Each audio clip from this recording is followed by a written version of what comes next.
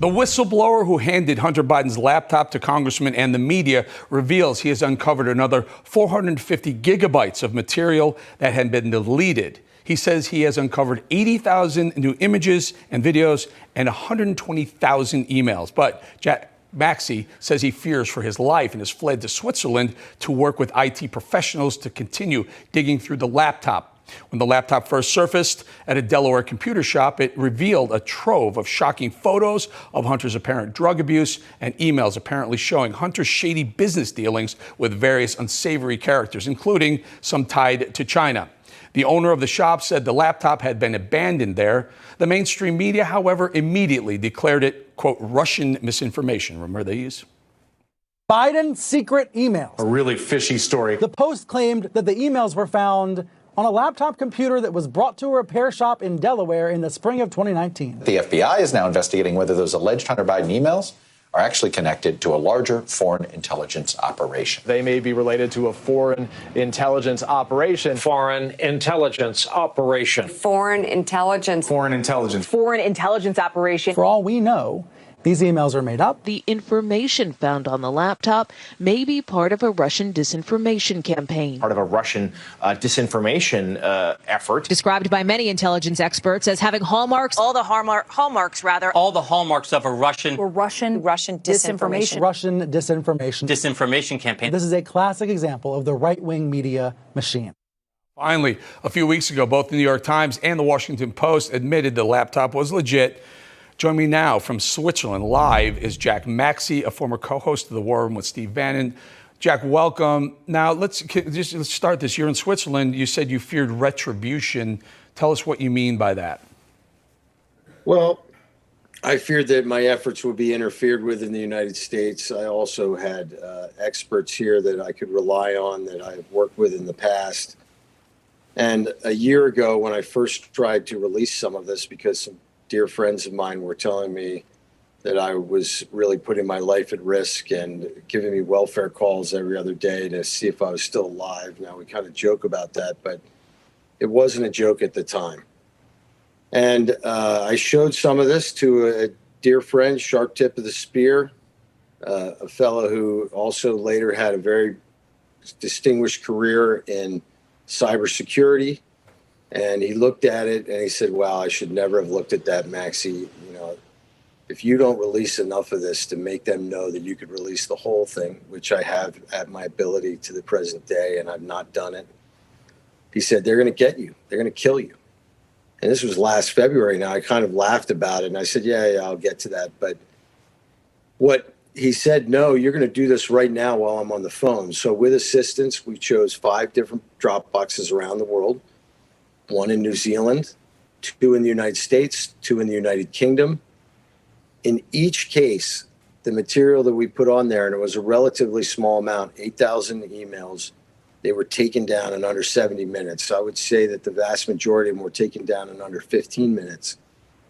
And in desperation, I reached out to a European colleague who said, why don't you try this organization called Swiss Transfer? They'll let you transfer 50 gigabytes at a time. The file was 1.7 gigabytes, which would give us maybe 20, 30 downloads each time. I did that for about 2 weeks. We probably released several thousand copies of those 8,000 emails. And then I was kicked off of Twitter for the rest of my life. Shortly after, I got a nice letter saying that they heard I was going to commit suicide, and the Twitter family loved me and I shouldn't do that, within hours of that letter. So when I decided I was going to try and do a forensic search of this, I decided Switzerland would be a safe place, neutral country. I'd been here before as a young leader several years back.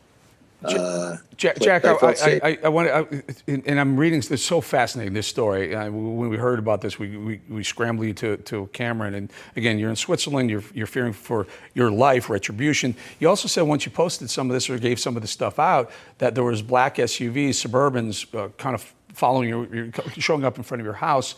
Who do you think that was, and who do you think took down the emails that you did post? I believe that the U.S. intelligence services took it down. And I believe that that means that they knew very well what was on the laptop. To the present day, the FBI has admitted that they have custody of it. I have heard from some insiders that it's at their CI facility next to the Baltimore airport. And I think that the counterintelligence group buried this. I also think that probably those people in Suburbans were bad actors. I was definitely followed in New York before Christmas. I had what I believe were federal agents in my hotel room in my hotel in Zurich 24 hours after I arrived. I've had to stare down what appear to be Chinese nationals in Zurich once, and two of them. And it's been an uncomfortable situation, but I'm constantly reminded that I'm American and plenty of better men than me are taking dirt naps, and I'm going to keep my oath to defend the Constitution against all enemies, foreign and domestic. Jack, what did you find? I mean, I assume you don't. You not only realize you have 120,000 emails and 80,000 pictures of videos, you've seen these things. I assume that's the case, yes or no? And then also, what have you seen? What have you seen that we haven't seen yet? Well, for example, think how horrifying the original laptop was, and we only had 28,000 images. When we first took a look at the first 4,000 that we downloaded, it started out as little thumbnails that we enhanced. I was very uncomfortable looking past, say, the first 10 because these were pictures of young girls clothed but behaving in ways that their parents would not have appreciated.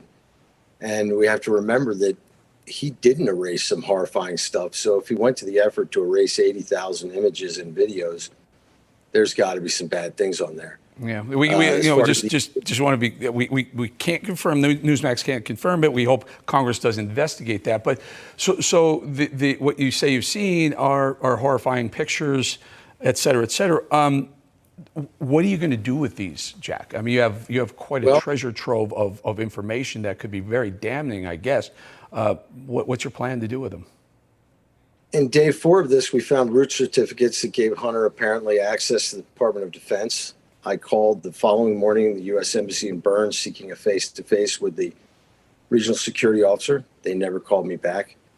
It took me till Friday to find a 2-star general to do something about it. I was told the following morning that they had, and they thanked me. I also, on that same Friday, this would be 2 Fridays behind the last Friday, called David Weiss, the U.S. attorney in Delaware. I spoke to one of his attorneys. They never called me back. I tried David Weiss again Friday a week ago, never called me back. My objective is to expose the truth. That's my sole objective, and in the process, hopefully save American young men and women and young men and women of our allies countries from being drawn into another catastrophe based upon their lies. I mean, Metabiota is a perfect example. It's very clear that it was funded by Department of Defense in partnership with the U.S. Department of Agriculture. The World Health Organization even questioned why they hadn't destroyed these biological agents from the Soviet Union when they got them. I have the same question. Metabiota is also inside the Wuhan lab. So these are things that are not really something that we can dispute, but at the same time, we need to have answers. And let's not forget, Eric, it was 50 intelligence professionals on the 19th of October in Politico who declared in their best estimation, note the weasel words, that this was a fabrication of Russian intelligence. And then they had the gall to say that we're doing this because the American people have to choose the next president, not a foreign government. Now let's get real. So Jack, just help me get through this, because we know there was a laptop that Mac Isaac has. It was Hunter Biden abandoned it, and by the way, he's going to be on the show in just a couple of minutes. But is this the same laptop? And if it's a different laptop, it just seems like there's a lot of content here. We've heard rumors of a second laptop. What laptop do you have, and how did you get it? I have a copy of the same laptop that Mac Isaacs delivered to Rudy Giuliani. I don't think there's any disputing that the contents that I found recently and the contents that we discovered 2 years ago are the real deal. That part is without dispute. Mac Isaacs, hand salute, brother. You know, if I could, I'd love to give you a big bear hug. Without your courage and without your integrity, none of this would come to the fore. Now, what we have to understand is I'm prepared to hand a copy to every NATO ally if that's what it takes. I'm prepared to go to multiple European police agencies to have those images looked at if that's what it takes. It's a crying shame that I have to leave my own soil to save it. But the American people have been betrayed, and without pointing any fingers, the Fourth Estate dropped their ball on this one. If we don't have a press that's willing to cover the hard stories and ask the hard questions, then the American people are never going to make good decisions at the polls.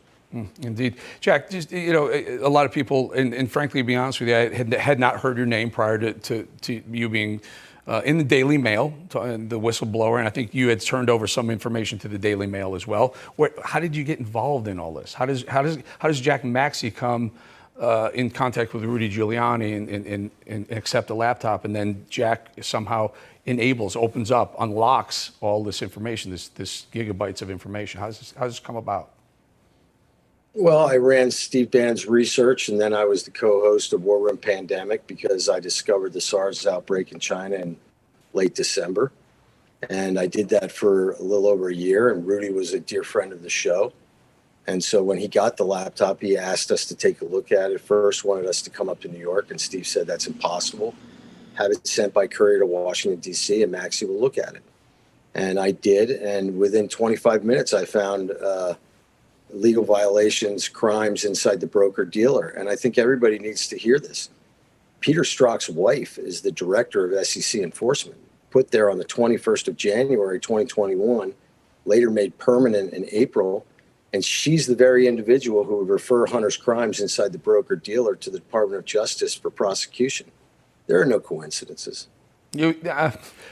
So a lot of accusations here again, folks. I just wanted we haven't been That's able not to. an accusation. But I have to be careful here, Jack, because I can't say that we've corroborated this because we haven't seen it. We haven't seen it. If you send it, I can look at it and say, yeah, I see that. But and I'm not disputing you. I'm simply saying I personally haven't seen it. I can't say Newsmax has either. But it sounds like you're saying there are pictures of young women. There's possible SEC violations. What about this the big guy and the 10% guy? Is there any further tie to the current president of the United States than what we've heard in the past? Do you have more evidence of anything going on nefariously between Hunter Biden, Chinese, or Burisma, or anyone else? And is it tied to the presidency at all? Well, for example, we typed in big guy in our new search program 2 nights ago and found about 100 references to the big guy.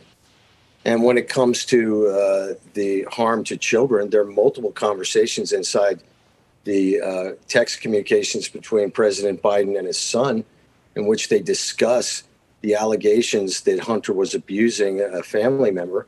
They don't seem to be interested in protecting this little girl. They seem to be interested in protecting Hunter.